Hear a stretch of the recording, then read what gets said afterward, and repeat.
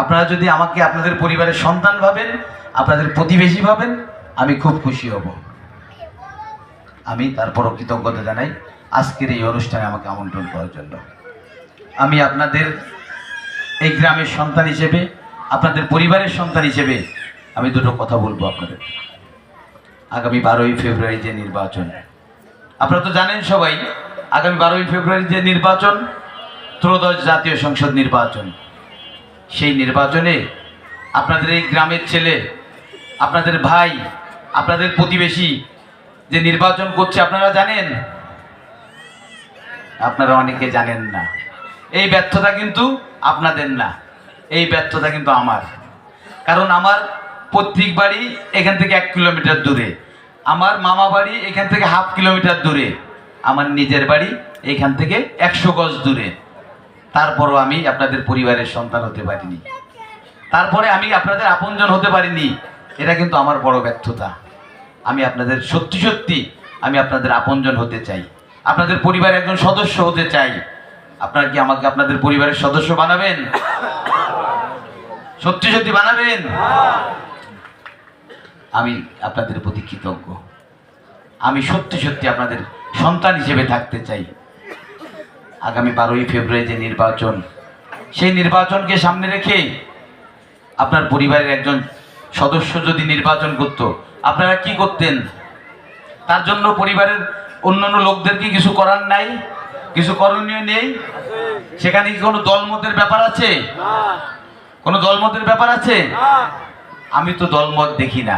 আমি আমার পরিবারের কাছে, আমার দাদার কাছে, আমার পিসির কাছে, আমার মাসির কাছে, আমি যে ধর্মেরই হই, যে বর্ণেরই হই, আমি তো তাদের আপনজন, আমি তো তাদের পরিবারের একজন। আমি সত্যি সত্যি আজকে আপনাদের পরিবারের একজন সদস্য হিসেবে আপনাদের সামনে এসেছি।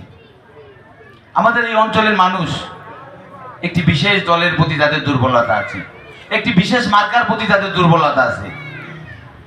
কিন্তু আমি কিন্তু সেই দল হিসেবে আসিনি, আমি কিন্তু আপনাদের সন্তান হিসেবে আসছি।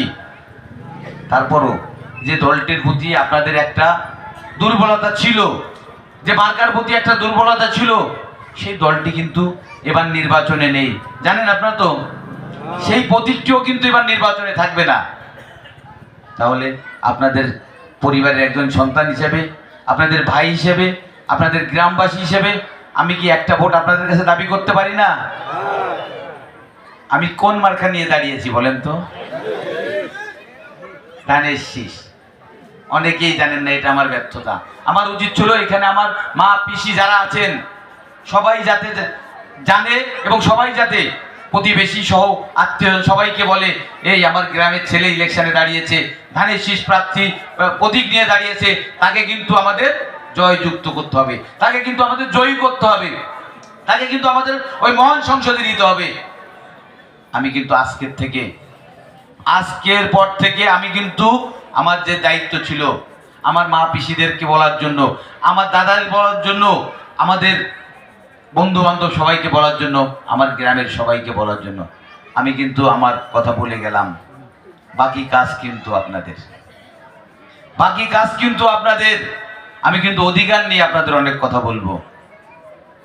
তারপরও আপনাদের এবার একটা বিরাট সুযোগ আছে, যে কথাটি আগে বললাম, যে আমাদের অনেকেই একটি বিশেষ দলের প্রতি দুর্বলতা ছিল, সেই দুর্বলতা থাকলো। আজকে যেহেতু সেই দলটি আপাতত নির্বাচনে নেই, একটি মার্কার প্রতি দুর্বলতা ছিল, সেই মার্কাও কিন্তু এবার ব্যালট বাক্সে থাকবে না, সেই দলেরও কিন্তু কোনো লোক নির্বাচন করছে না।